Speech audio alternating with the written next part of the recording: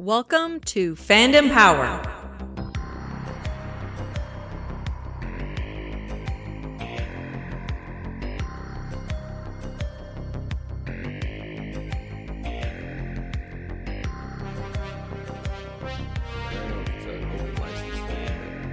Because there's no, like, Disney appears to be trying to stop some of these guys, but yeah, it's essentially like, you can buy Star Wars figures in a Dollarama because because somebody bought them and they just put them on the, there's like a resale license. I'm not sure how it works. I feel like I'm sure you know better, like, because you could put a Star Wars figure on your shelf, right? Like, I feel like Dollarama is it's like Big Lots in the USA, where after Walmart and Toys R Us and the other big box stores have had their go at it, if there's a warehouse still somewhere, they sell it off to a clearinghouse. And Exactly. the clearinghouse is essentially Dollarama, right? So that's what and my research led me to. I found the Ultra Saber attack basically was like this guy wrote this 32-point just diatribe attacking Ultra Saber, and then through it I found a subreddit on Rebel Sabers. Sure. And it was after I found all the YouTube videos and all the rave reviews and quick shipping and real happy and everything. Right. And this subreddit was like, these guys are scam artists. Oh, They're ordering Chinese sabers from China and then just shipping them to themselves, repackaging them and shipping to you at 300 times the markup. So I did some research, and like YYD in China makes these sabers. Yeah. But the Hasbro sabers are also made in China. Right? Well, let's be honest. Like in my line of work as a toy retailer, what isn't made in China? Exactly. So what this guy has done is, and it's actually pretty smart if you ask me, he's reached out to the manufacturer and he's getting these sabers and their relative quality. I mean, they have tiers of quality, right? And he's importing them, and then he's distributing them, with a different model and it wasn't crazy expensive. They were like $90 a piece. I say this, there are only so many tire factories in the world that are making tires. So, today we're making Pirellis, tomorrow we're making Toyos. Do you know what I mean? Like, yeah. If I were to order right from the Chinese distributor, which you can do, and you're going to go to Alibaba and put another middleman in there, but you can. The shipping is they ship it on a boat and it's like 6 to 8 months, and it's like $25 Canadian for the item. Super cheap shipping because it's coming by a boat. Right. Yeah. And but there's no guarantee on it. There's like a 15-day warranty if broken English is correct. Okay. And these people offer a 1-year warranty and a little addendum to that saying if something goes wrong with it and you're up front with us, we'll probably fix it for you. So I mean, that's great. They have a presence on Facebook. I've already interacted with them on Messenger. They've sent me like a Happy New Year and this is the way. And, oh, very good. So far so good, and I'm hoping that they're just a couple of people like us that saw a hole in a market and was like, we could fill this. Maybe we can get some people some cool, because they are like dual ready sabers. You can't kill them. They're every color in the rainbow, so you can just adjust them. And they have cool. So they've got the I can't think of the specific LED what it's called, but like the spectrum light. Yeah, the pixel board or whatever. Yeah. And then they have 9 sound fonts, so that you can do like a straight Vader, or you can do like cool. And so that so it's kind of cool for $90. And so you get a choice of hilt styles. Yeah, you do. Yeah, so we got a shorter blade with like because you can connect all these with a coupling. Okay. But we wanted to get 2 different ones so that because we're gonna play around. Yeah, of course you are. Probably hurt each other, but so we got 2. It was called the Youngling package, oddly enough. Yeah, and we got them in gunmetal. They're all tooled like aluminum. That's awesome. Nice looking. Yeah, right? And they come in gunmetal. You could have got them in red or blue or gold or silver and stuff like that. You can get them with greebles. You can add things onto them, but we wanted really smooth things to learn on. Yeah, so it's just little like and they have like there's a pretty big customer service. They're online. I mean, of course, you're not going to print the bad reviews, but they're structured pretty. They've been on Instagram for like a year and a half, and they're starting to grow. Like they've got a bunch of followers. Well, that's good then. So it's kind of cool. I hope the product's good. I can get on a boat to China. And so, what did you pay per saber? They were 90 American. 90 US. So that's 160 for the pair US with the Youngling deal. For and we 32-inch blades, which are slightly shorter. For a dueling quality out of the box lightsaber, that's not a bad price. That's a really good price for That's what I thought. If we can give her with a little aplomb, and you know what I mean, and sure, and nothing happens, and all the functionality works, I'll be super happy. I can. It's not the sexiest looking thing, like no. but it'll film a cool fan film. We'll go to well, this is it, right? So that's economy to talk to the town. If that's what you're doing with them, and I'm just going to go back a few here when we were. I was probably late teenager, so 18, 19, maybe even 20. And I was still playing Star Wars regularly, like the role-playing game. And we would show up with like props and stuff. And I had I had an assortment of Hasbro, just toy sabers. And I can remember being out back at a common friend's house and choreographing these long lightsaber sequences where we were making contact with these like the old telescopic flashlight in a tube blades, right? And they held up pretty good because it was choreographed and we were telegraphing our moves. So like you kind of knew what to do, and then you could speed it up, and we weren't hitting very hard. So they actually held up pretty well. So, I mean, if you're going to do that with a dueling quality blade, I expect you'll get some super good results out of it. Yeah, they have a little like flash on clash feature. So yeah, there's a white effect, so there's little, kind of things that make it real fun. And apparently they're better than the Hasbro in terms of the sound, like the 360. Oh, the soundboards, yeah. Motions and stuff like that. So I have an earlier Hasbro Force FX Obi-Wan Kenobi saber, which sounds beautiful. Sounds great. But I wouldn't dare smack it against anything harder than the palm of my hand. Not even another one of those. Well, no, no, I wouldn't. The Darth just Maul wouldn't do buddy it. bought me. We were fooling around with a broomstick, and it's got a scuff on it. I'm like, okay, that's enough. Yeah. That's enough. We can wait till whatever. Speaking of lightsabers, April. On the subject of lightsabers, and last Mando Monday, did you see the latest Force FX lightsaber coming out?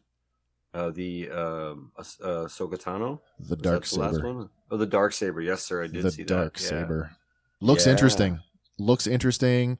Has a removable blade, so you can troop it if you just want to carry the hilt around. The hilt looks amazing. It's and apparently it takes so much juice that it's Hasbro, and this has been in the dueling saber community for a while. The ones I ordered have it, but it's the first rechargeable battery pack saber. Where you USB it into a computer or what have you. Yeah, because the tech, I guess, is because it's that weird compact hilt, so they had to reconfigure their tech. Oh, right, because it's a square hilt, not a round hilt. Right. Yeah. So I guess the insides of them are relatively all the same chassis. Right. And so I did a little research because we were looking at the people making those. I think there's a couple of YouTube videos of guys having really cool success with them.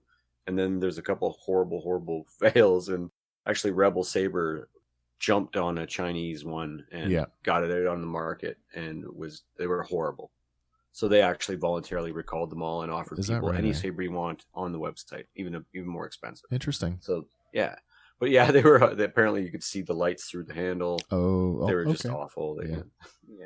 But yeah, the Hasbro one looks really good. I think the only criticism to the Hasbro one, at least the test samples that they've shown off, is that it doesn't have the electrical, the buzz effect to it. So it's just a plain blade with what looks like a white strip around it, and that's the portion that you see light up. So when it's lit, it looks great, but it doesn't have that sort of crackling electricity effect that the screen used, or the screen animated item has. So I've seen a few of the fan ones where they've essentially used coated plexi, with and the LEDs on the inside, and then only coated the plexi to the near edge, right, and then carved out the lightning pattern in it. So the lightning pattern wouldn't change, but at least you would have that. You would have it there. Crackle of energy coming out. Yeah, for sure. It's pretty cool, actually. They hollowed the blade right out and set the LED strip right in it, and then it's kind of neat. Oh, the evil Empire Corporation fighting for your money, and we're going to give it to them willingly. I know. I know Lauren doesn't get it, but I don't. I just, yeah. Well, on that note, it's everybody, hey, welcome back to Fandom Power Presents The Fandalorian. I'm your host, Wes Arscott, and I'm back once again with our producer, engineer, Andy. Hello. And as you've been listening all the way out in Halifax, Hank, welcome back. What's going on, fellows? It's been a couple of weeks. We've had Christmas. We've had a New Year. We've had some time to simmer and stew on the show. Presumably, you guys went back and rewatched it, the season anyway. Yes. Yeah, I got a watch through on the season as well, and the Lone Gallery episode that has since come out. It was fantastic, but I wanted more. Exactly. We talked about that earlier today. Andy stopped by the house to just sort of touch base with me to figure out what we were going to do tonight, and I said, did you watch it yet? He's like, yeah, I did. I said, what do you think? He's like, it's good, but there's some things they didn't talk about. So is there going to be more? Because I want more too. There's a whole season last time. There was basically one per episode. Yeah, there really was. Yeah.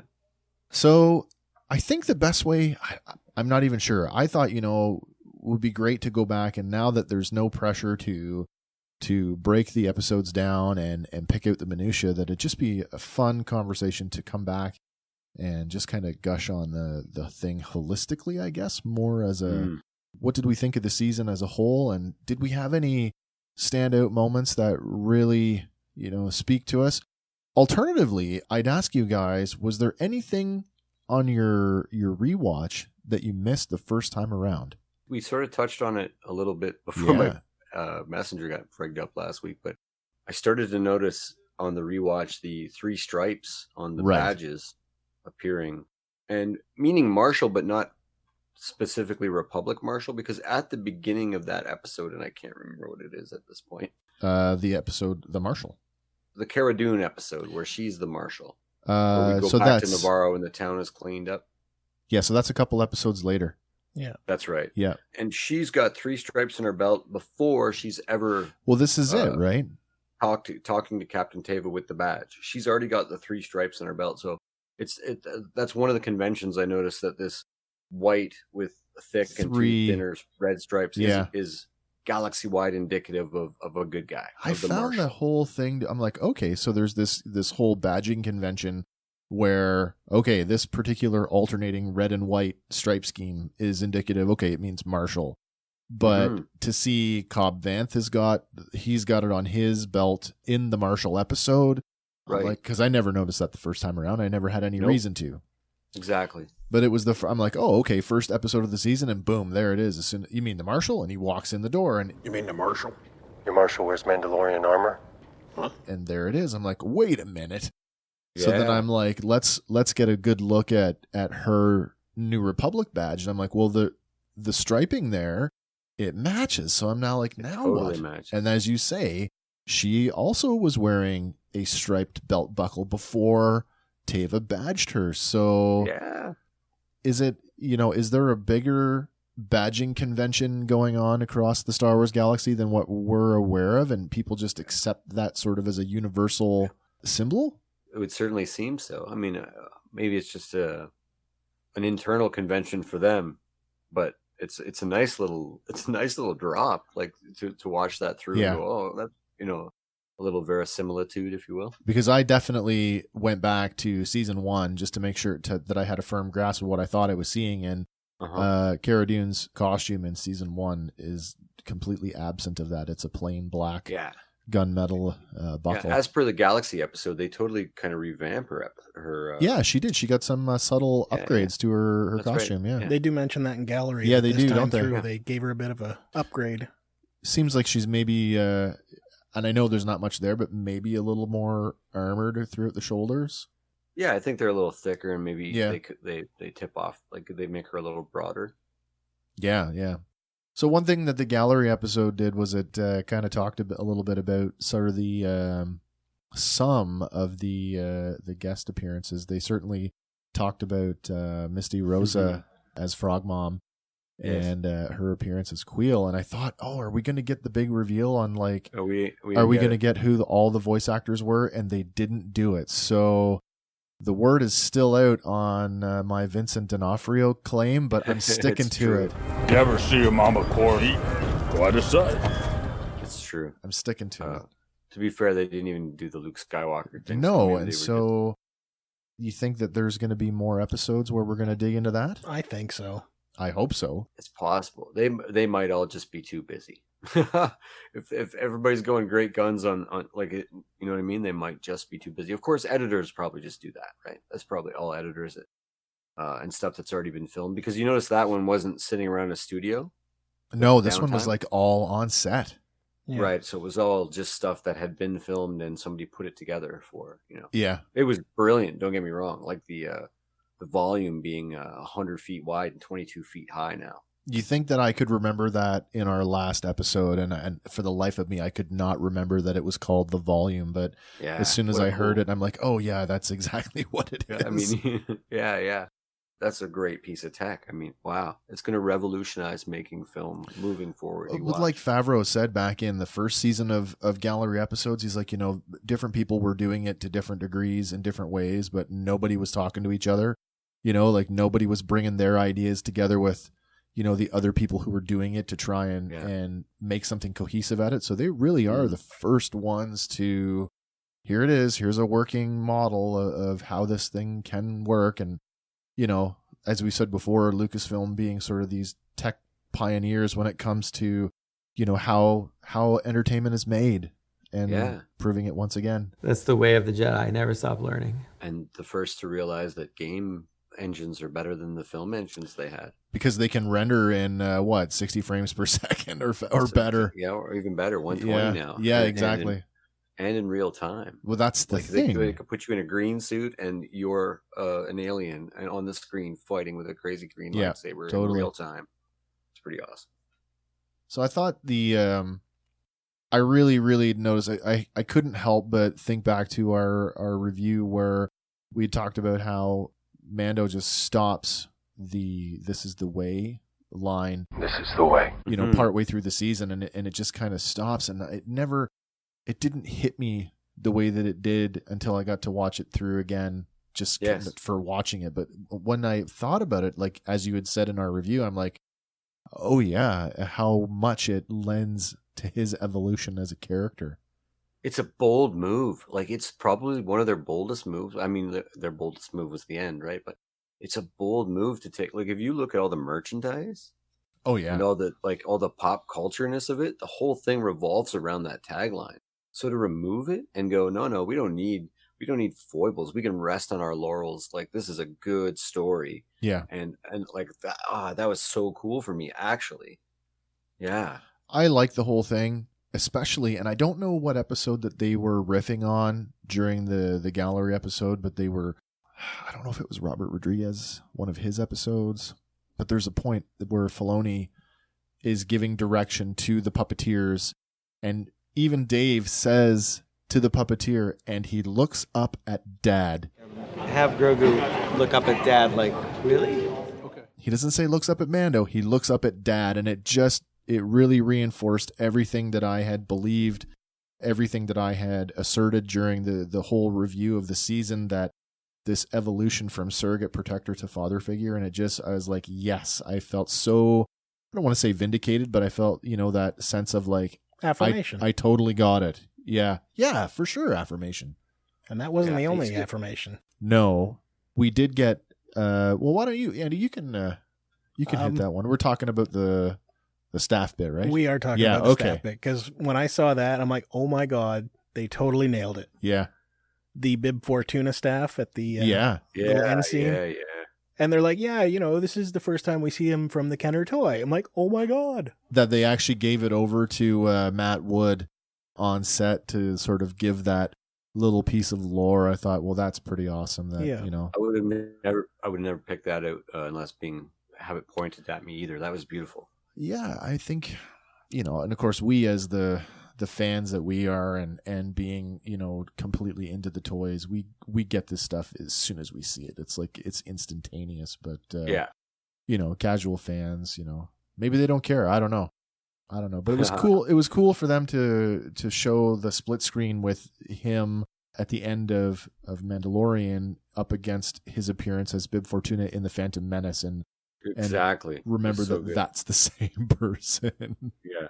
General Grievous too, right? The voice, yeah. Yeah. This week I went back and I rewatched the Tartakovsky Clone War. Perfect. The 2 hours, and it's a lot longer than I remembered it being. The whole thing, both seasons, when you watch it back to back, it's almost 2 hours and 20 minutes. That's right. And it's still holds up. It's really good. It's like I said, it's on YouTube as a whole. Yeah. And I've watched it several times like that. It really does. It doesn't take anything away from the other series. In fact, because a lot of it is before Anakin takes the trials, it feels very much like a prequel to the actual Clone Wars that we get. Yeah. Right? I think you could take the first season of the Tartakovsky stuff and you could throw it in as an addendum to the CGI Clone Wars. Like, hey, this happened just before this. Then you could run sort of the Clone Wars up to a certain point, and then toss in the second season where he's clearly more, he's a knight now, and Obi-Wan has cut his hair and he's got the short beard, and to me they're superfluous, really. Yeah, you could have the kind of overlap you have with season 7 and Revenge of the Sith. Yeah, absolutely. And oh my God, Grievous is way more menacing and way more villainous in that series than he ever was in the film. And in my opinion, that's the most powerful you ever see the Jedi ever. Yeah, I would agree with you. Like, is it Mace Windu pulls a Star Destroyer out of orbit? Yes, Star Destroyer or could be a. No, there's that. Star Destroyer. But it's a droid ship. It's a droid thing that they're using to.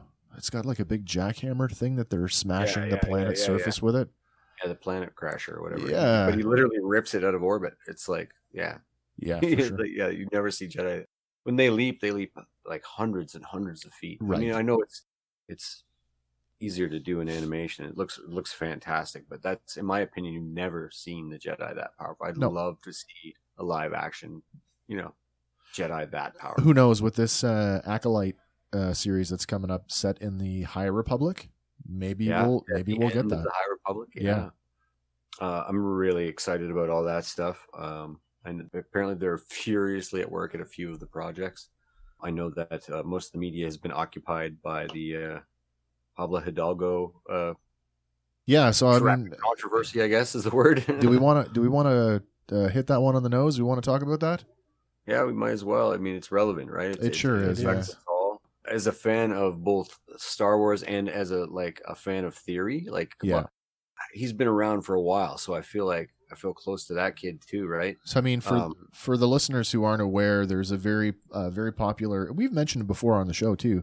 A very popular YouTuber goes by the name of Star Wars Theory, and he's a pretty young guy it's actually from BC. He's a Canadian kid.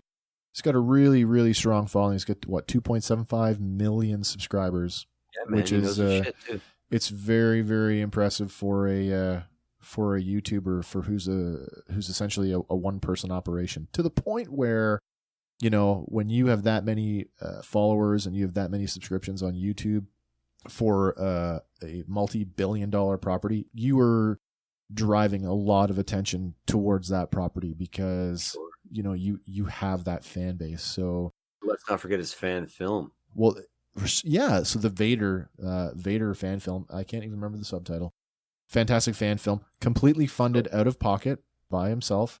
Had multiple conversations between himself and Lucasfilm, who finally signed off on the project and said, yes, you can do this, but you cannot profit from it. So he did it completely out of pocket. It's still on YouTube for anybody to go and watch it right now, and it is it is not a monetized video. He does not make any money from this. So it's a pure passion project, and the sequel that he's working on a sequel. Working on a sequel. Cannot crowdfund for it, cannot do fundraising for it.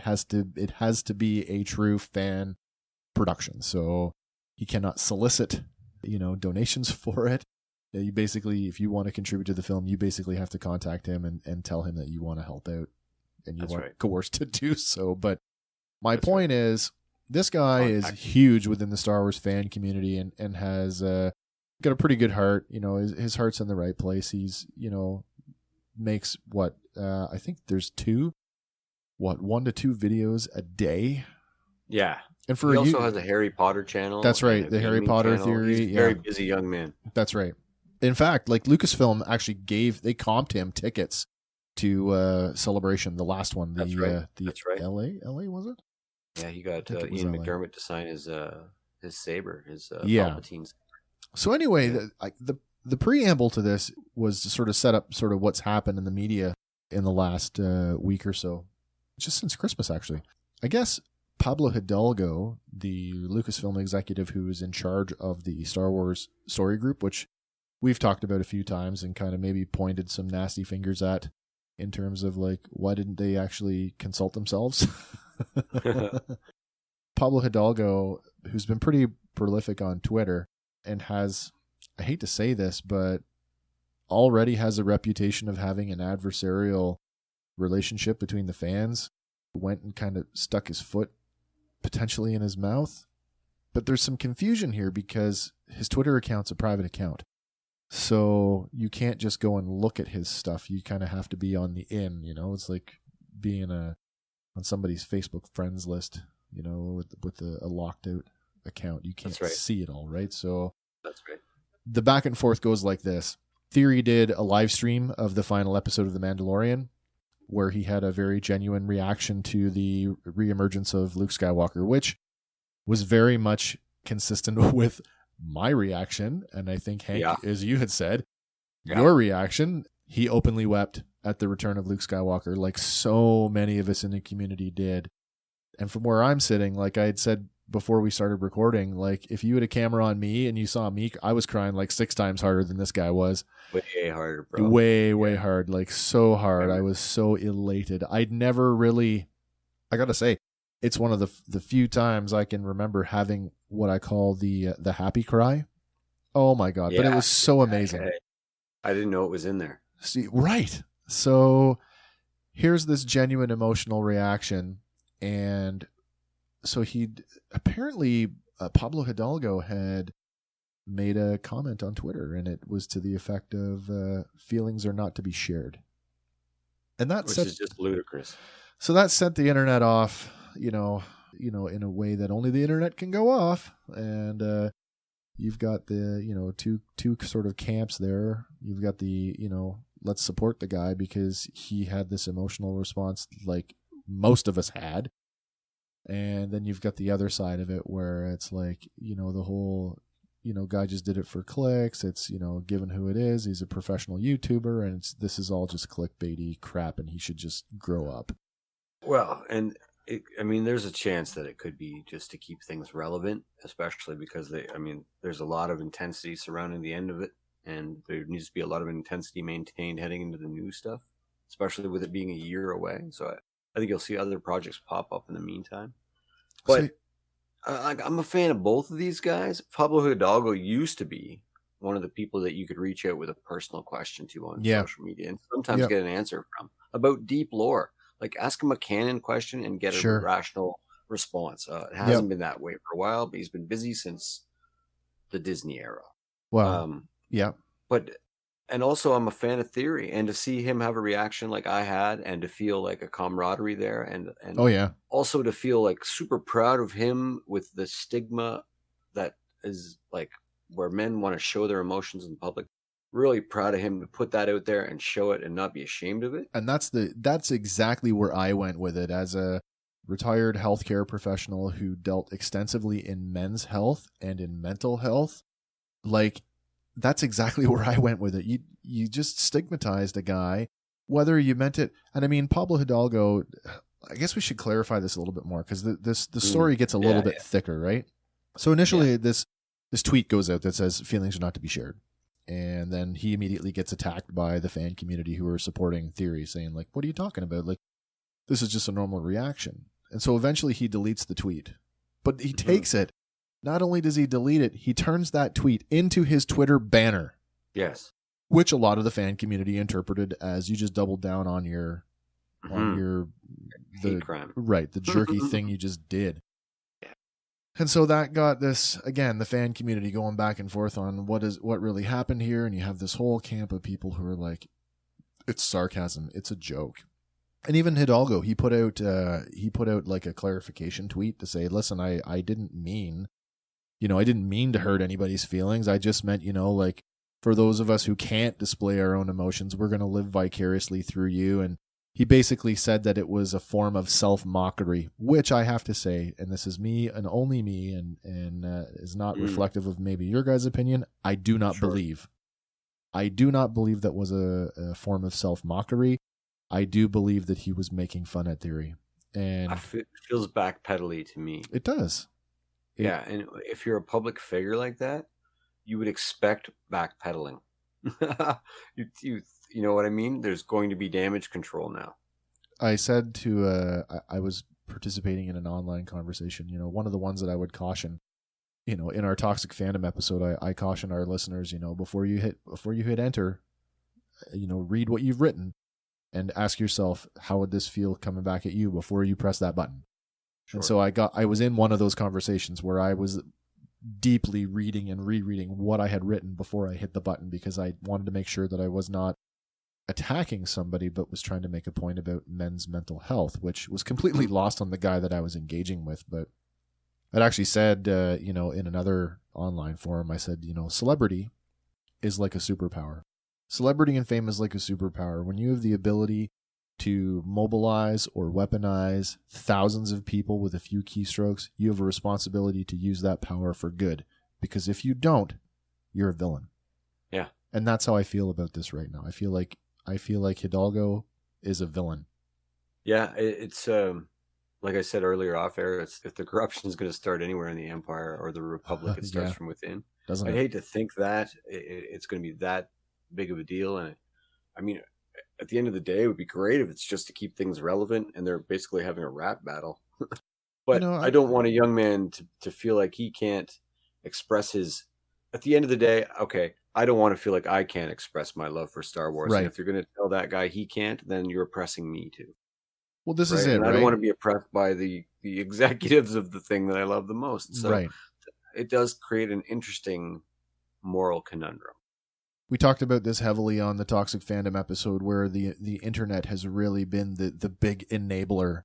And this is just a perfect example of that, where, a person, an executive at Lucasfilm, has the ability to reach thousands of people, and he says his thing, and then the pack mentality takes over, and you get this whole like, yeah, man, that's exactly right. He's a baby. He should grow up. He should be tougher, right? And that's where that gets up in my craw, like in a major way. Hell yeah.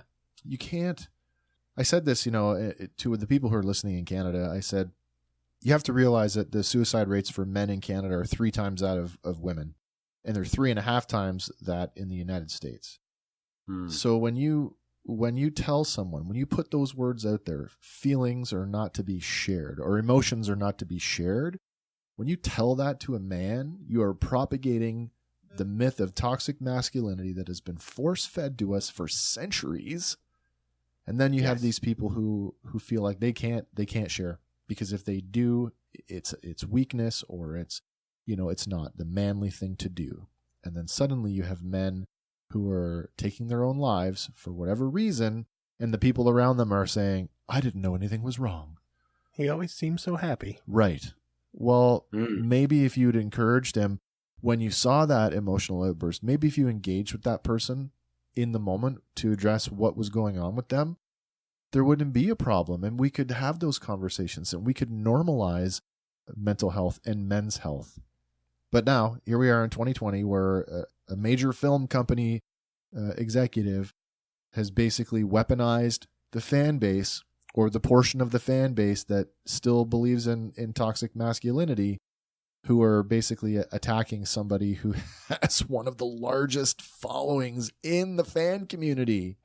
Mm-hmm. And it's not a good scene right now. It could be the wrong bear to poke. He had a lot of, and that's kind of why I stopped watching Theory a little bit, because he had a lot of bad stuff to say about. He was one of the most vocal proponents to The Last Jedi. Right, exactly. And so I had to just put him in the freezer, if you will, for a while, because I just couldn't handle all the negativity. And I think We've talked a lot. I mean, as high school friends who've been apart for a number of years, a lot of what we have done off air has been reconnecting on that level and realizing that, we're not those people that we were. So, I mean, you and I, we get it on that level. It's true. So, yeah, I think most normal, I don't even like to use that word because it's not, I know what you mean. it's so contextual, but I think most reasonable fans would do the same. They would say, okay, this isn't for me. I appreciate what you do, but this particular opinion that you have, I don't share it with you. So if that's what you're talking about, I'm just not going to participate in this part of your conversation. I'll come back to the conversation when you're talking about the things that I want to talk about. And that's what fandom power is about in the broadest sense, is that everybody, there's something that would make somebody weep like that for everyone. Yeah. And I mean, it was the most, oh man, I joked about it, like that, everybody says they love The Empire Strikes Back, but they really love Return of the Jedi. And there was an article that came out within the week of our episode where they actually titled it The Real Return of the Jedi. And I started to cry again just reading that because I'm like, that's exactly what I was thinking. This is the return of Luke Skywalker that we all wanted. And we got it in this way that, to me, I never could imagine that it would be the way that it was because we had written him off so quickly as, no, that's too on the nose. Well, he said he would never return to the characters, flat out himself. Wow. Which is great. Like, I don't mind being trolled by that guy's classic. No, troll. exactly, yeah. But I mean, isn't Mark Hamill like known to be this like snappy Twitter, like he's pretty quick on the keyboard, right? Like and if he had tweeted the exact same thing as Pablo Hidalgo, everybody would have known it had been tongue in cheek. Yeah, so but Pablo Hidalgo has this, for those of you who don't know, had another Twitter rant. Oh, I guess it was 28. I guess it would have been around the time of The Last Jedi, where he literally called Star Wars fans assholes, a bunch of assholes. Yeah. So, hey dude, you're biting the hand that feeds. Maybe be a little bit more, considerate of what you're saying. And I get it. Like the conversation that I was having, between some of these other commenters on the article, a lot of these people were YouTubers, active YouTubers who have, more subs than we have, anyway, and that's where they were getting stuck on. It's like, well, I'm a YouTuber and I understand what it's like to have the pressure of running a channel and making sure that I'm constantly producing something. And I never bothered to say, well, I have a podcast, so I kind of can relate. And we do have a meager following of 14 people, but I don't measure my success that way. I mean, maybe we're still firmly in that hobby space, but when people go to they go to that side of it, it's the whole like, oh, well, he's a content creator, so this is nothing but, more content. Yeah. I get where you're getting that from, but you've just stripped the humanity out of it. And when you're so blind to that there cannot be any other possible explanation for it. Right. That's where I feel like, sort of why when I brought it up to you, I phrased it that way. I'm worried that it could be. Yeah. It's, which is very different than, oh yeah, look at what they're doing. Than gushing on the things that we love. I'd hate to think that they would orchestrate something that it's almost cruel. It's almost cruel. And I hope something good comes of it. I hope maybe, like that kid probably deserves a job at Lucasfilm. There were a few comments that I read that suggested that, it's like, or the other one was like, hey Theory, don't worry about what Hidalgo says. Filoni and Favreau are doing his job for him. Yeah, well, it's true. I mean, yeah, make that kid an intern at Lucasfilm right now. Like, that's crazy. Yeah. What about season 2 of The Mandalorian, though? So I've really thought about this, and I mentioned it once before. I'm gonna kind of touch on it again, but it's the best television.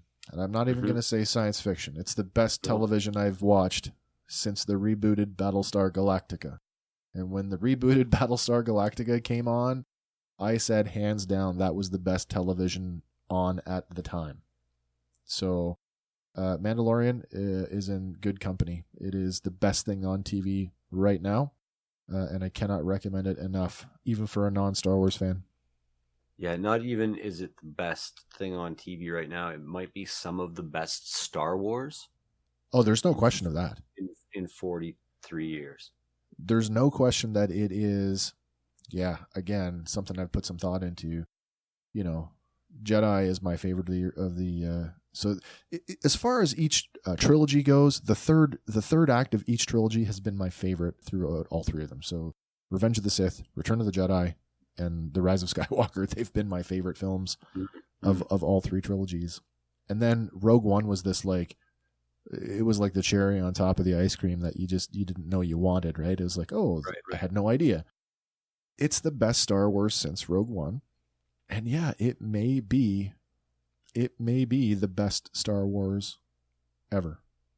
Yeah, it's certainly for me, it's the best thing since Return of the Jedi.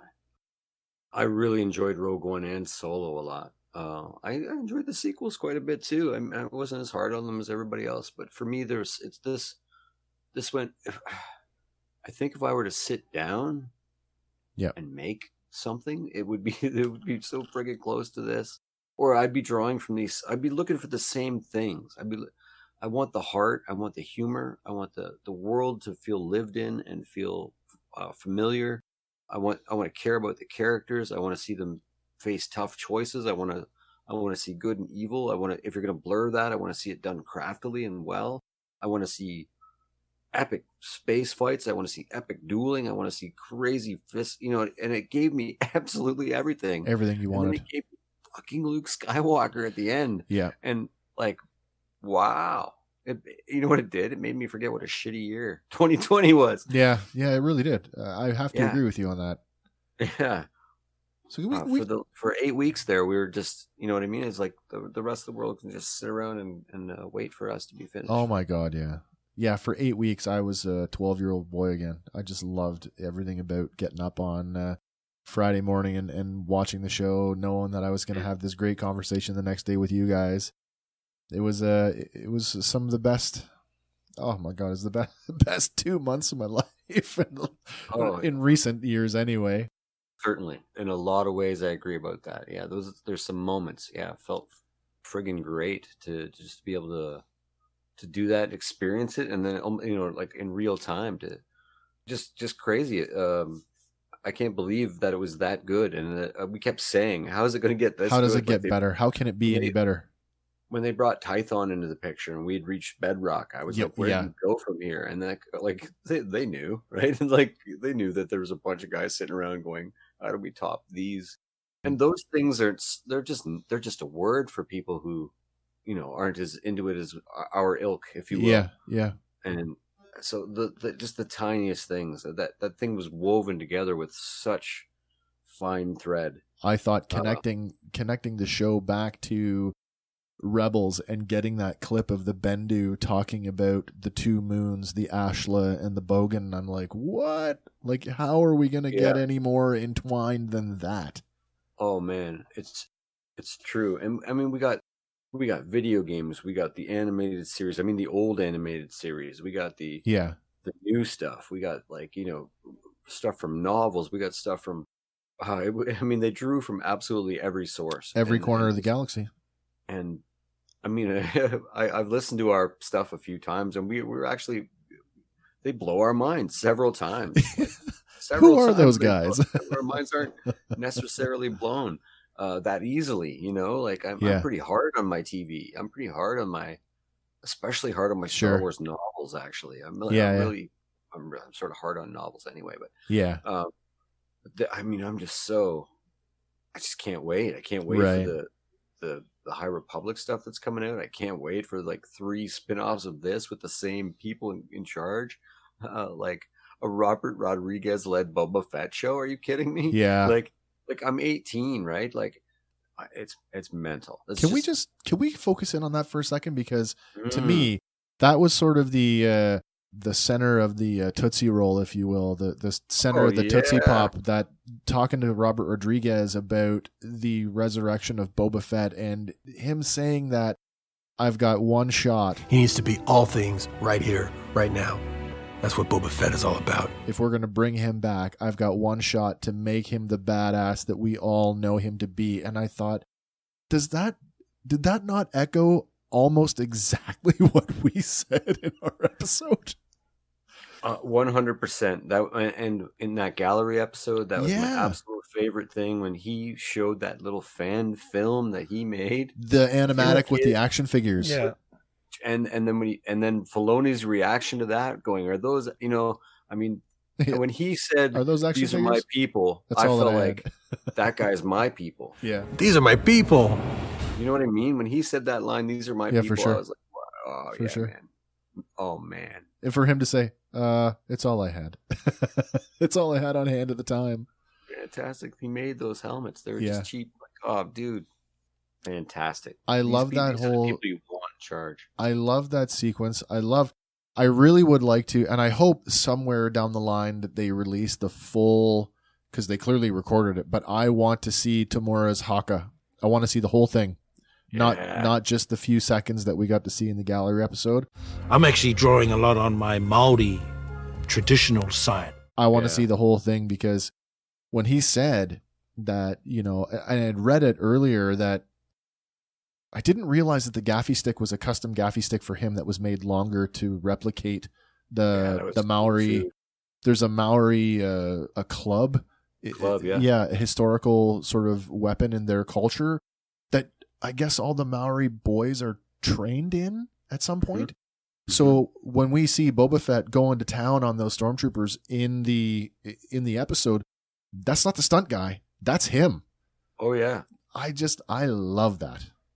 Yeah, I mean, he's making those faces under that mask and stuff. Yeah, I can only imagine. Yeah. Oh. Eyes bugging out of his head. Like, you can't tell me that's not intimidating. You're listening to Fandom Power.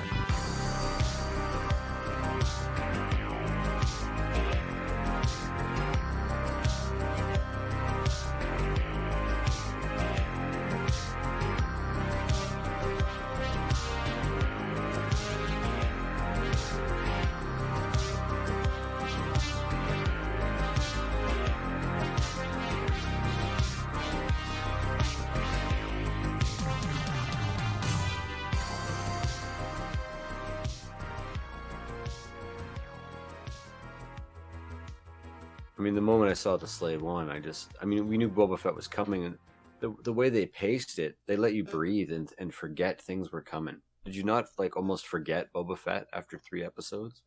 I mean, we didn't. Intellectually, we didn't. No. But then you see that the Slave One fly into and you're like, oh yeah, because so much has been going on. We got that. Of course, we're not thinking about Boba Fett. Yeah, we going got here. Boba We're Fett doing on that. Tython, bro. Yeah, we got Come on. We got Boba Fett on tap. Oh man! Every time we need a little Boba Fett, we just pull the handle. There he is. But it was so worth everything they did with him. Was great. I'm still a little skeptical about the whole dumping Bib Fortuna off the throne and where is it going to go from there. But I was happy that it took a couple of days, because it just left everybody hanging. But then I was even more happy when they came out and finally, disambiguated. It is going to be its own series. It's not going to be the next chapter of The Mandalorian. I'm like, oh, okay, good.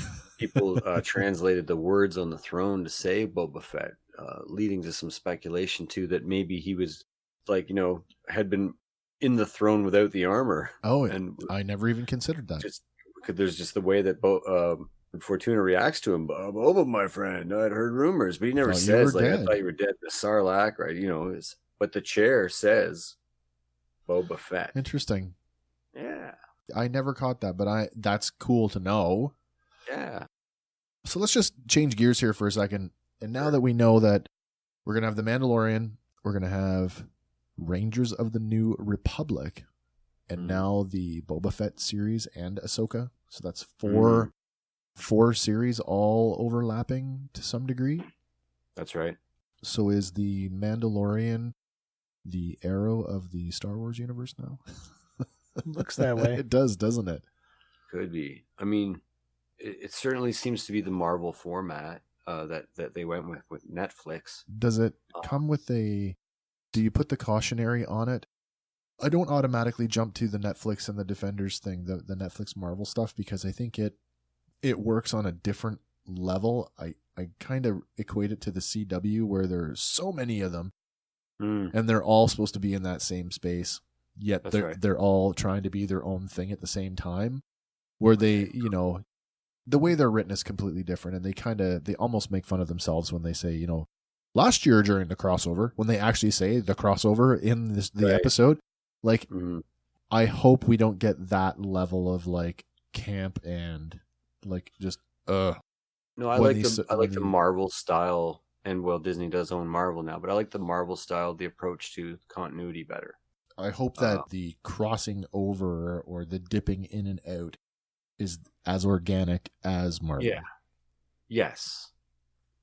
And I would think that you have the same.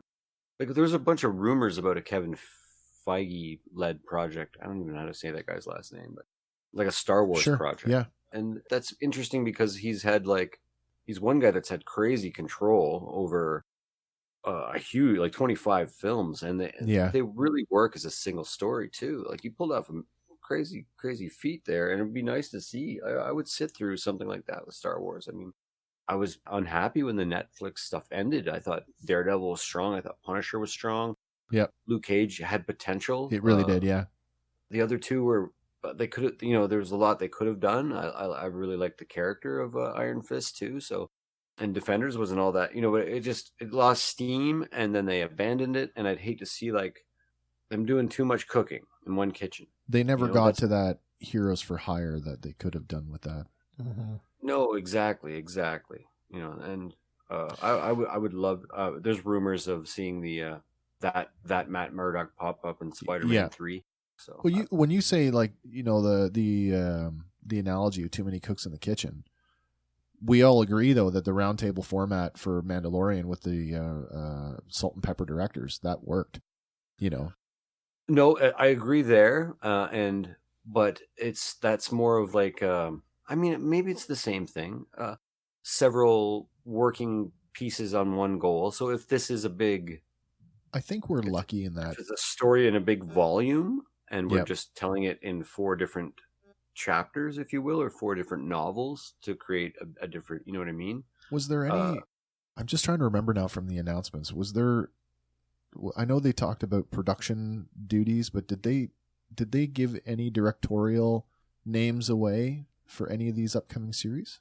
The only one that I know for sure is that Deborah Chow is doing the entire Obi-Wan Kenobi series. Right.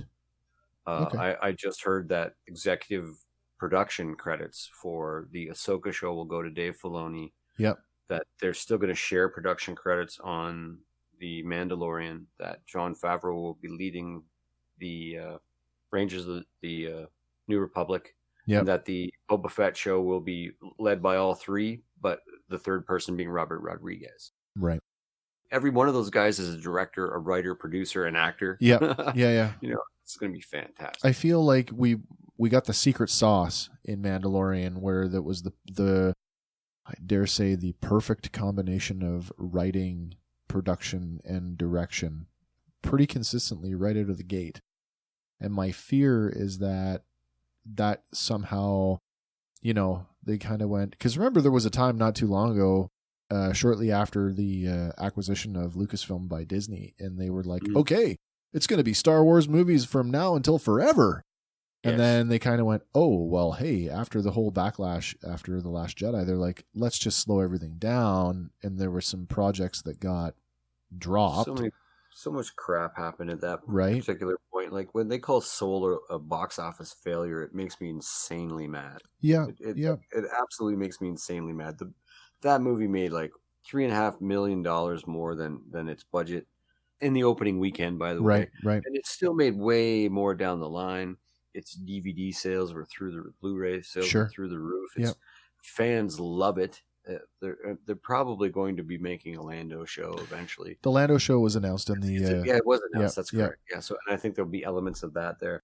And for them to put that much pressure on a filmmaker or on actors or on even a writer or an editor, so, you know, any member of a filmmaking group, put that much pressure where you can make millions of dollars for a corporation and be called a failure. There's something. Yeah. The system broken at its very spine. I'm not a Hollywood bean counter, but the more editorial I get with the entertainment properties that I consume, the more I learn, and they pretty much have to double their production budget to be considered successful nowadays because of the marketing costs associated with promoting the film. That's the way I understand it anyway. Mm-hmm. And so, I mean, and they've set this bar so high with the $1 billion being the new $1 million. Yeah. You know, it's the new million, right? And like, yeah. You know, that's what I say all the time. Like when I was in high school, $100 lasts you a week. $100, $1,000 is the new $100. $1,000. I'll be through that. I'll be through that in under a week.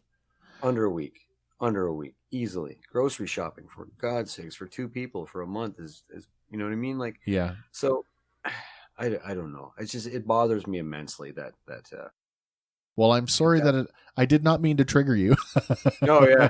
Well, that's especially Solo. That one property, I think we're going to look back fondly at that film in particularly and go that, like, maybe it'll be a good thing that not a lot of people looked at it deeply, because I think that's a masterpiece as well. I very much enjoyed that movie, and I can go back and watch it virtually any time.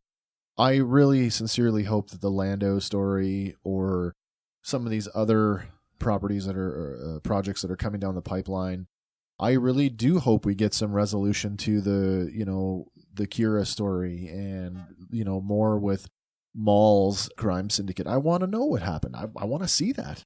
Oh, hell yeah. There was a lot of stuff.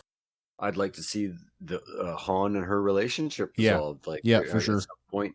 I mean, you can see him, why he's sort of a scoundrel by the time we meet him in A New Hope. He's like, maybe his heart was broken. You know? Absolutely. But it's just cool stuff. Yeah. So to come back around to it, what I was saying was, when Lucasfilm was, the first acquired by Disney, and it was like, we're going to do all this stuff. And then they're like, oh, we kind of hit that saturation point where they're going to dial back on it. And now here we are, 2020, the Investors Day. And it's like, wait a minute. Have they all just decided that, because The Mandalorian was working so well that, the people at Disney kind of looked at each other one day and went, hey, man, TV's where it's at, and just took everything that they had planned for film and then it readapted it for TV? Like, is that what we're getting? It's quite possible. I think Andy was trying to say something, but he was a little choked up there. It could be. Yeah. Just with the state of all the theaters and everything in, technically peril now. But. You cannot talk about the landscape, the entertainment landscape, without actually considering that the evolution of the movie-going experience. Yeah, like they're putting everything into that home streaming. Yeah, and more people have, a sizable screen at home. Like I just stepped into that weird world. More and more people have the ability to enjoy a very similar experience to a theater. Although I like you, Wes, I prefer the theater experience immensely. I do. I love the theater going experience. I miss the crap out of the drive-in experience, actually. It's been so long since I've been to a drive-in. But I do, and it's been a long time. I think the last time that you and I saw a movie that was like people cheering in the seats was Starship Troopers back in Lindsay, Ontario. Oh my God. That was a good time at a theater. Yeah, that was fun. Totally fun.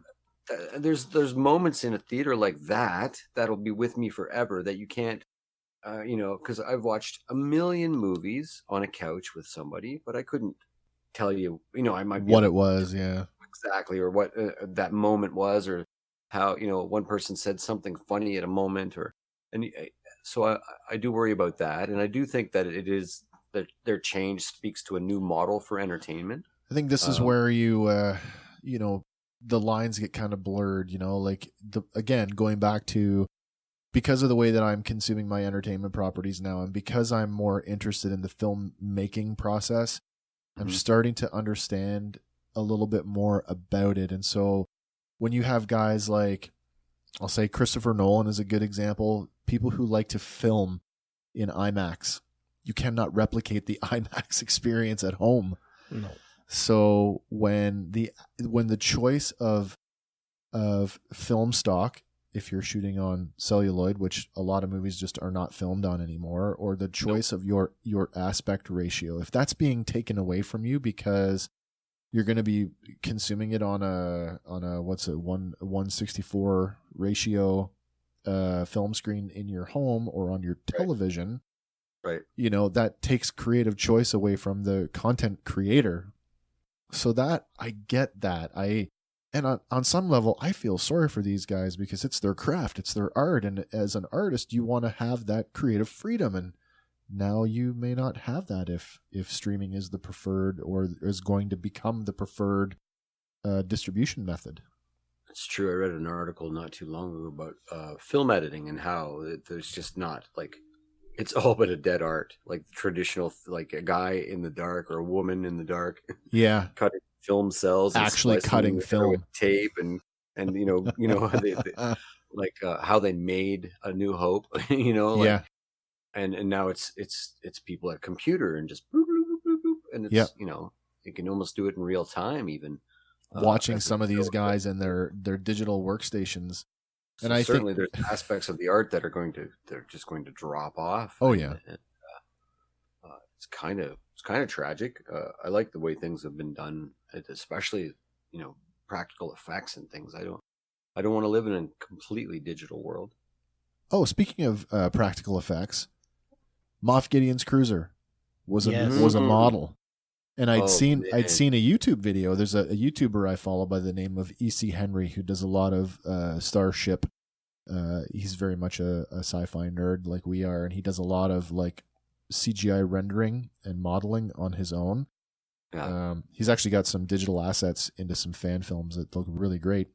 But he did a little short video sort of on there's a Passover, like that overhead shot where Gideon's cruiser goes by, and he said before it was ever confirmed, he's like, I think this is a model and here's the reasons why, and just sort of gushed on like all the reasons why a practical model, it just shoots differently than a digital asset, and he appreciates it sort of the same way that we do, right? For them to take that extra step to shoot the digital model and then have that as being what's projected on screen behind them that's a whole other, it's almost like meta filmmaking. I love, and I mean, nothing beats a model. It just looks so perfect. Life has a grain to it that you can't simulate digitally. It's it's that uncanny valley. Yeah. The idea that something can be so, something is trying to imitate life, and something in our DNA finds it creepy until it's perfect. What did they say? Was there not a moment in the gallery episode where they're like, oh yeah, and they gave us a room on the studio for the creature effects guys so that they could be there, building and having them right there. And they had this nostalgic moment where they made a reference to like the Lucasfilm, to the creature shop, and because ILM is now 100% digital company, right? There's no model shop anymore. It's they're literally reinventing the wheel. Mm-hmm. Which in hindsight you kind of go, maybe you shouldn't have given that up, Well, they were pretty insistent that they, like, even with the Death Troopers, like, we want a physical thing there. With the what do you call them? Not Death Troopers, the Dark Troopers. Troopers, sorry. Yeah. Yeah, I was absolutely shocked to find out that every one of them had a human actor in it, because it moved just so. I don't know if they were telling that's exactly what the word I'm looking for. I don't know if they were telling the actors, give me your best droid, like movements or like robotic clunky, because they weren't like these, fluid human movements. They were very robotic, and they were very synchronized. Yes, the suits look pretty heavy, to be fair. Maybe they could only move staccato. maybe It was fantastic that they, like, you and I had, or all three of us had gone, hollow joints, hollow neck, hollow hips, droids. Yeah. Yep. Those were the CG elements, actually, because they were actually people. Yeah. So we noticed the truth was in the fakeness. Another practical effect, though, with Ahsoka's lightsabers. Oh, yeah. Oh, yes. It's funny you say that. And we started the whole conversation today with lightsabers. Now, they've given her, and I stopped, I paused it. I'm like, those are polycarbonate lightsaber blades with LED strips in them, the same as like we could go downtown and buy. They made her combat saber. Yes. Yes. So does that not change the way we're making, again, changing the way we're making Star Wars properties? Yeah, because those things throw that light that you want, the natural light. Yeah. And the other Exactly thing where I you noticed need it. heavily in those, like, and this we were saying before, did you notice anything that stood out to you? And I'd forgotten until we just started talking about Ahsoka's sabers. Is the sound pattern they use for her sabers? It's a really pure noise. It's different than any very other. low hum, and it's a very like the wavelength is very short. Yeah. So it kind of hums more than like has a big broad spectrum sound. Like Vader's is really open. The warble on it is like the reverb is turned up really high for Vader's sound, and hers is down. It's a very clean and pure sound. Like it was something I noticed, and I was like, so I started going back through lightsabers, and they all have unique sounds. Obi-Wan's is different from Anakin's, is different from Dooku's, is different from Yoda's. I never really realized it before. That they all have slight variances. Yeah. So I'm these combat sabers I purchased have 9 saber variants. I'm kind of interested to hear the different. Yeah. I really like the Ahsoka tone. It's beautiful when you go back and watch it, just listen to the hum of her saber. It's beautiful compared to all the others. I mean, as somebody who initially was opposed to the rewriting of how lightsabers worked, once I fully got on board with the whole imbuing the crystals and Sith crystals are broken or bled, and that hers are Sith crystals that have been healed, purified. Yeah, I totally buy into it, and I really like that aspect of why she has white lightsaber blades, is that she actually she healed those broken crystals or bled crystals. Thought that's pretty cool. Yeah, it's a very, very cool aspect. Yeah. Question for you guys: has anybody seen Wonder Woman 1984 yet? Not yet. I have not. No. Okay, well, that's going to be another episode then. Not that I want to talk about that movie. Had you have seen it, I wanted to maybe follow that up with, does that change our opinion of what the Rogue Squadron movie might be? There's Chris Pine has been teasing things in the media, if you've seen it lately, that he knows the entire story, and it's amazing. For Rogue Squadron? Yeah, so he's been all over social media, and even a couple of our fan article things are. So I wonder if that means he's going to be in it. Oh, possibly. Do you know what I mean? Like, yeah. Well, hey. Okay, so let's make a point to once you guys have seen 84, let's come back and talk about that as it may pertain to Rogue Squadron, because all right.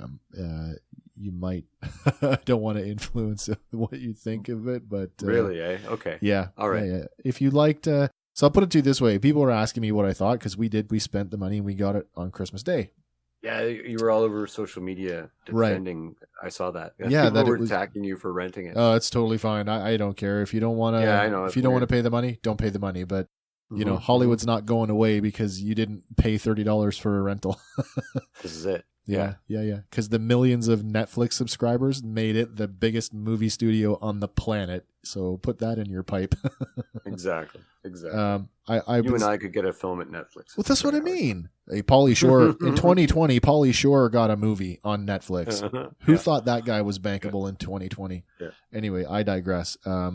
My final thoughts on Wonder Woman 1984. If you've not seen it, I say this: on a scale of Catwoman to Suicide Squad, Wonder Woman 1984 is a Batman v Superman minus. Oh, wow. Yeah. So there you go. Take that for however you want to take it. I'm not sure. That's a sliding scale. I know. Doesn't that make you kind of go, oh? Question mark? Yeah. Yeah. Well, there is the one tie there. What's that? The public knowledge tie of the director. Of Patty Jenkins. Yes. And that's why I wanted to ask, because knowing how good 2017 Wonder Woman was, I wanted to know if your opinion of Wonder Woman 1984 influences your Oh, hopes for what? So Yeah. 2 under her belt, I guess. I was Right. I was unaware of whether you liked Batman v Superman, and now I think I know where you're getting at. To be fair, I do like Batman v Superman, but it is the so that's why I say, like, to me, the 2 lowest marks in the DC stable for me are Catwoman and Suicide Squad. They are the 2 worst DC movies ever, in my opinion. They're both really bad. Yeah, and I like Batman v Superman, so I enjoyed it. yeah. Except for the giant Ninja Turtle. The giant Ninja Turtle. That's not my doomsday. Okay, that's totally fair. We talked about this. Krypton. Yes. The Krypton version. Oh, He's that was good. a fantastic version. Right. So But back to Mandalorian. yeah, we came to talk about the Mandalorian, and We could do a lot of different shows. I know. I am not opposed. Season 2, Cool. Mandalorian. Yeah, go ahead, Hank. I was going to say let's talk a bit about Luke Skywalker. What is there to say that, I made that post with oh shit, I gotta find it here because The collective jaw dropped. yeah, I wanted to find it. I made a post. Oh, it's quite a while ago, but I put it out on the show's social media here, so I just gotta find that here. I basically had lifted the line from A New Hope where Obi-Wan was talking about the destruction of Alderaan, but this time I snagged an image of Obi-Wan's Force ghost. And I changed the line to say, I felt a great disturbance in the Force, as if millions of voices suddenly cried out in triumph and were suddenly heard. I feel something wonderful has happened. And that was my reaction to Luke coming back. I do remember that. Yeah. I wasn't prepared for. I didn't know that was missing in my life. And I really liked The Last Jedi, and I was okay. Like, I mean, I wanted something else. I wanted to see him. We saw his Force projection do some badass stuff.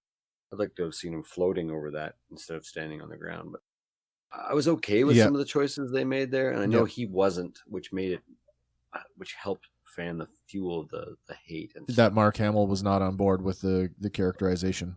Because in my heart, I always knew that we got him for 35 years. He was a badass somewhere around there, and I figured, like, I think it's easier for fans like us to accept that because we had consumed all those other media sources. But right. Like where he becomes, like, there's a novel, but where they introduced Dathomir, where he dies and the Force brings him back to life. Right. And it's so there's so much to do with that character, but just to see him at his peak on film, and they did a really good job. I think people need to relax, like the CG, like you had said in one of the comment sections, it was that their budget is not, and it still looks better than anything that the CW is doing. Everybody likes to think that because it's I say Disney and I get called out for it. It's not. It's Lucasfilm. Like, okay, I get it, but who owns them? The House of Mouse. Right. So, and people tend to associate Disney with this unlimited pool of money, and that's just not how it works. I get it. Like, they want to keep their money. It's they want to still spend as little of it as possible. Exactly. This is a television show, so on some level, yes, it's probably a very well-produced television show. They're probably spending oodles of money, relatively speaking, but it is not on the same level as a feature motion picture. No. Do you know what I mean? It was spot on. Yeah, I mean, every moment of it, like, it makes me go, what the heck could you even do in season 3 or with 3 other TV shows? Like the sky is absolutely the limit now, or the I guess the center of the galaxy is the limit now. We can go absolutely ape shit. We can essentially take any legacy character we want. We can body double them, and we can make it work. We can either use their voice, or we can voice double them for the cases of people who are no longer with us. That's right. And we can do whatever we want. We are literally at a point where, man, I think they talked about this. The first real conversation that I think we ever had around this was in the Terminator franchise about, being able to roll out Schwarzenegger 30 or 40 years down the road Right. And they did that. They did it in Salvation. He wasn't in that Yes. movie. They body doubled him, and they put his face on a body double, and we can totally that technology is only going to get better, and it's only going to get cheaper. So That's right. And as long as it's done tastefully with the characters we love, and this was the most tasteful use of it. Absolutely, it was done reverently. And so as long as it remains high class, I'm down. I'm really down. I can't believe I'm this excited for, and then I got to wait a year. As you say, I'm wishing a summer away already, and it's January. For Mark Hamill to go from I'm not coming back to the character. And you have to wonder, was this orchestrated right from the beginning? Like, we talked about it in our other episodes about, hey Mark, I'm writing a part for you. Would you come back? Was the whole thing orchestrated well in advance that was just a public misdirection to say I'm done? Or was he legitimately done? Well, this was filmed a long time ago. This was filmed last year. A year ago, yeah. Yeah. So after the March shutdowns and stuff. So when did Rise of Skywalker come out? Last December. Not last December, but December 2019. Yeah. Yeah. There you go. So there was every possibility. So that would have been filmed in 2018 for a 19 release. So there is every possibility that him publicly stating that he was done with the character was, I am truly done with the character, and there was maybe some, sweet talking had to be done to get him to come back. It was sort of a big deal that he didn't play the voice of himself on the holiday special. Did you see the tweets surrounding that? What, in the Lego one? The Lego one, they were asked, did you play? He's like, one, I wasn't asked, and two, I didn't want to. Or he was just, it was some sort of self-effacing joke. But perhaps he was busy playing himself somewhere else. Let's be realistic, though. Like, nobody played themselves in the holiday special. No. Some people did. Was yeah, it? There was a couple actuals in there. Poe Dameron, I think Oscar Isaac might have. Really? There's a couple. Well, certainly John Boyega did. Anthony Daniels. Yeah, well. He's a trooper, though. He just wrote a new book. He just wrote a book about being C-3PO. That's right. Haven't read it yet, but I am C-3PO. Yeah. I can't wait. I have high hopes. I hope they're not dashed on the rocks. I've cared a few times about a property this much and had my soul crushed. J.J. Abrams did it with Lost. You can ask my wife. I was probably too invested in that show. I was all in. There's a lot of people I think share that. About it, it's just one of the greatest things that's ever happened to television, and one of the worst last seasons of television ever to grace the old cathode ray tubes. Well, I know Battlestar shared a similar fate in their how they wrapped up their show. People who like the last episode love it, and people who don't hate it.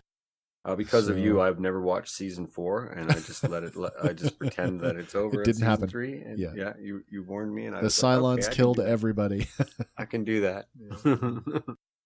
Yeah. So Luke Skywalker coming back to Star Wars in a way that everybody we'd always wanted to see was just a visual treat on so many levels, from his mastery of the Force to his lightsaber skills, and just the way that he spoke and how he was just like, I'll give my life to protect the child, and you believe him when he says it too, right? Like, oh yeah.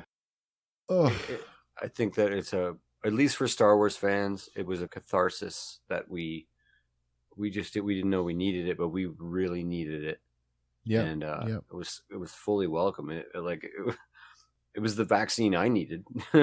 For sure, not to belittle anything. But I'm reminded of the line, the very first line in The Force Awakens. Maybe this will serve to start to set things right. Yeah. When he hands the map over. We talked about this being a reset in a lot of ways, and it certainly has done things. And you got to be crafty to reset something without changing it, and just to insert new narrative behind it to strengthen it and to emphasize it. And doesn't it make knowing Luke can do all those things, doesn't it even make it more tragic that he felt like he needed to turn his back on the Force? It does. It totally right. does. So that's it even adds weight to that. So I can't wait for the future, man. Me too. I think we really got a sense of that with going back to Ahsoka. I mean, you have this character who, when Clone Wars debuted as a theatrical film, and she was this juvenile. Like, you can't tell me the very first time you saw her that she was just this throwaway character that you thought, oh my God, why? This is so childish. And I absolutely hated. I shouldn't say that I hated. I did not appreciate. I had no way of foreseeing what that show would become and how her character would develop and become this like instrumental fan favorite character, because as it stood at the time, Anakin Skywalker's story was pretty much, we knew what it was. He was going to fall to the dark side. He's going to become Darth Vader. And suddenly it's like, now you're going to get an apprentice. And everybody, I think, collectively said, how in the hell is Anakin Skywalker going to have an apprentice? This is dumb. Mm-hmm. Mm-hmm. But then they went on and they did what they did with her throughout Clone Wars. And then she showed up again in Rebels. And this whole, his tragedy, and her tragedies and how they interweave, and they made it work. Oh yeah. For me, it's their relationship was so much more powerful than him and Padme. Yeah. That's like, I believe that he fell to the dark side because of Ahsoka and the choices she made, and I know it was the straw, and that the proverbial straw, and that it was many layers, but yeah, it feels so much more believable than what we were given. It adds so much more to it. It does, for sure. It does, but in the sense of like, adding something and having to be careful about how do you retcon something and not screw up the thing that you're retconning.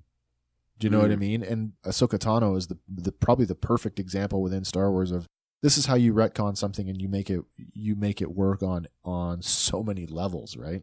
You take a property like Star Wars where 1,000 people or 1,000,000 people, their favorite character is Darth Vader, or their favorite character is Luke Skywalker or Chewbacca or Han Solo. You could go on and on and on. And then to bring a brand new character in, and then to make her as strong or stronger than any character that's in your stable is amazing.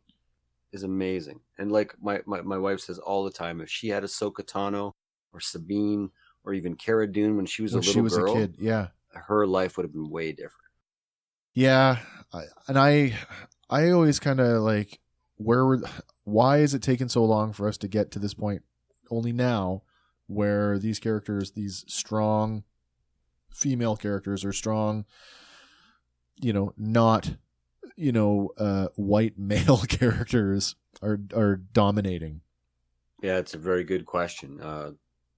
It's really tough. It's an elusive sort of thing to say that, and it's nice to see that the world's not dominated like that anymore. It's at least it's becoming a little bit better. I hope everybody wants to feel represented when they see that thing.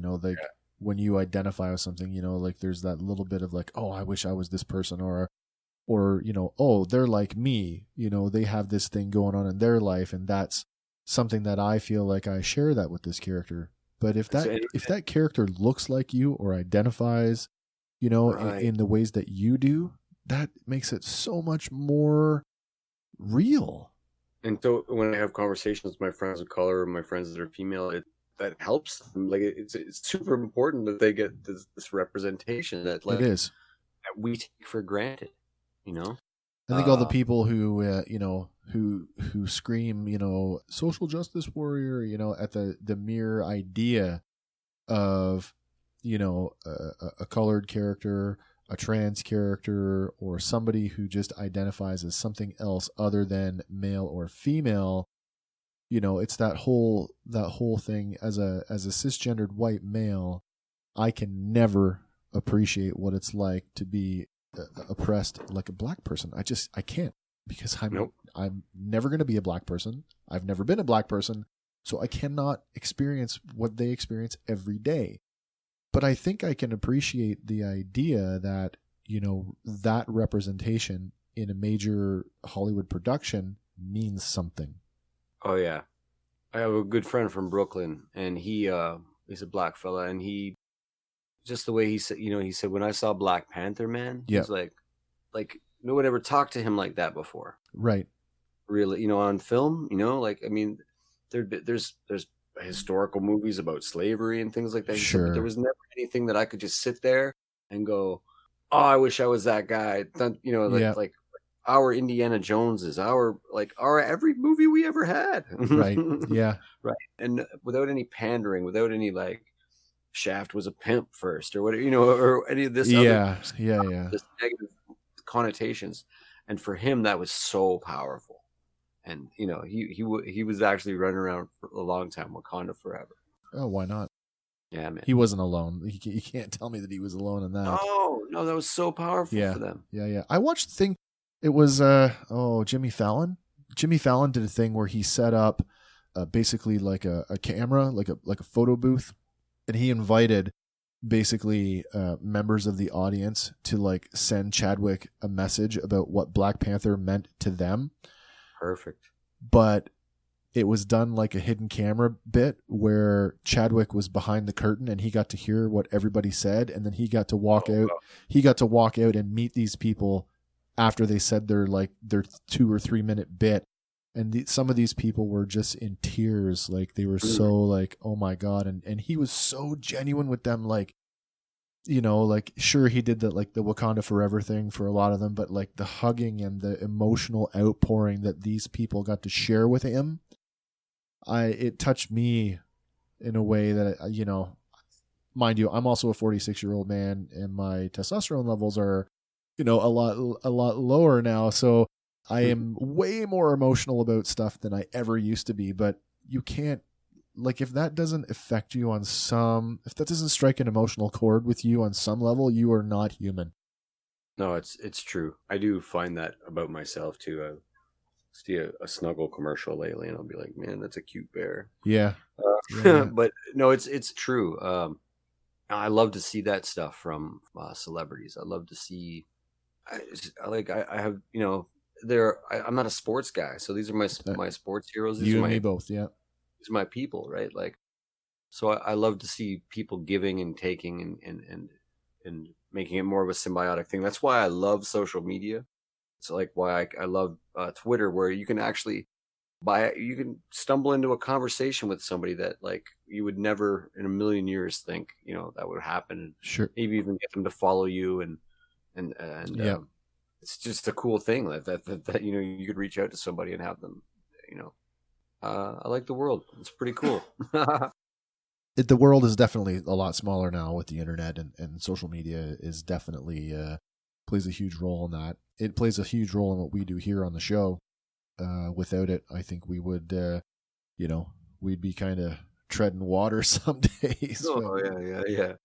It's been a huge tool for us, and it's been a nice way to connect with people who, like this stuff on a similar level that we do.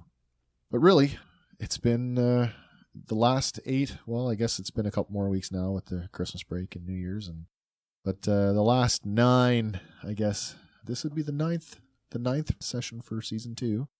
Yeah, it's been a wonderful experience. I was so happy to be able to come back and just kind of have a little fan chat about what's going on. I guess I before we get going here, I just want to reiterate that remember, celebrity, it is a superpower. So, remember before you hit enter on that on your keyboard, remember what it would be like. Think about what it would be like coming back at you, and remember, use your superpowers for good. With great power. I think it's a good, it's great responsibility. Yeah. I think it's a good message for everybody. Like, isn't it though? I have a little, because I'll tend to go on a rant, right?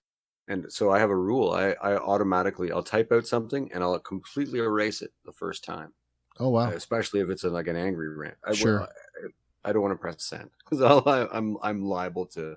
So I'll do that almost every time that I want to interact, like, with somebody who's pissing me off on Facebook or something, because I'll say that stuff to the universe, but I don't really want to say it to that person. And it helps to type it. That's right. Yeah. No.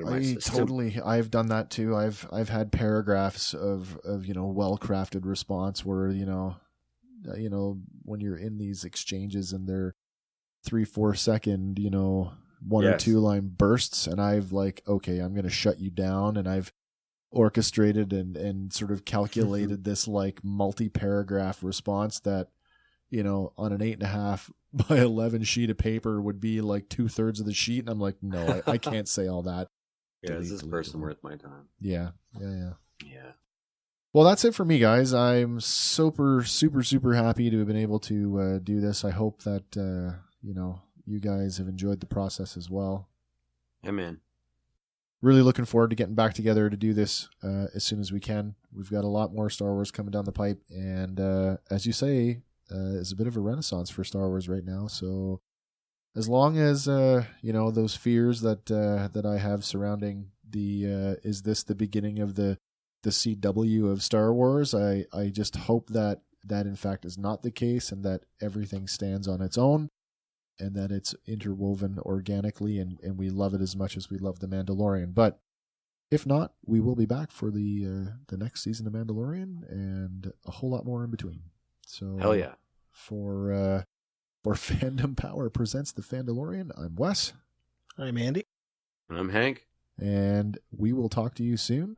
May the Force be with you. And may the Force be with you. And also with you. Hey guys, thanks for listening to Fandom Power. Be sure to like us on Facebook and follow us on Instagram and Twitter. Stay tuned for our next episode, where we'll be talking about another one of your favorite fandoms. Fandom Power is a Sawcast production.